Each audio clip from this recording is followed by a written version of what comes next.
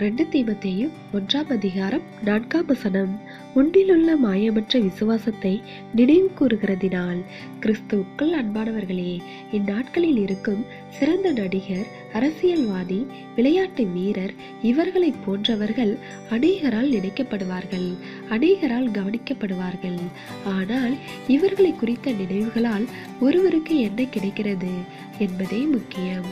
இவர்களை கவனிக்கும் போது எவற்றை காண முடிகிறது என்பதை சிந்திக்க வேண்டும்.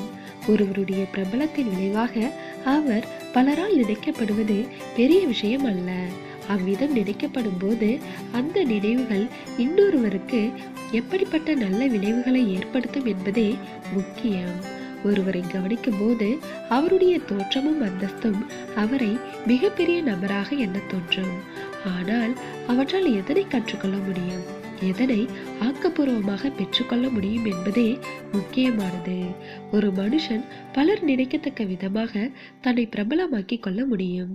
ஆனால் நல்ல குணங்கள், நல்ல பண்புகள், முன்மாதிரியான நடத்தை, உறுதியான விசுவாசம், அன்பு, தாழ்மை ஆகியவற்றிற்காக அவர் நினைக்கப்பட வாய்ப்பில்லையானால் அவரை குறித்த நினைவு பயனற்றது. அழகான தோற்றங்களை குறித்த நினைவு ஒருவரை விசேஷமாக எண்ண வைக்கும். ஆனால் அழகான வாழ்க்கை முறையை குறித்த நினைவுகள் அவ்விதமான அழகான வாழ்க்கையை பலர் பின்பற்ற தூண்டுகோலாக இருக்கும். ஆம், நாம் பிரிந்து சென்ற பிறகும் நம்மை குறித்த நினைவுகள் பிறரிடம் தங்கி அவர்களுக்கு பிரயோஜனப்பட வேண்டும். எனவே தேவ பிள்ளைகளே, இன்று உங்களுடைய ஆவிக்குரிய குணாதிசயங்களை பார்த்து மற்றவர்கள் பின்பற்றக்கூடிய வகையில் இருக்கின்றதா என்பதை சிந்தித்து பாருங்கள். தேவனுடைய கிருபையும் இரக்கமும் நம் அனைவரோடும் இருப்பதாக. ஆமென்.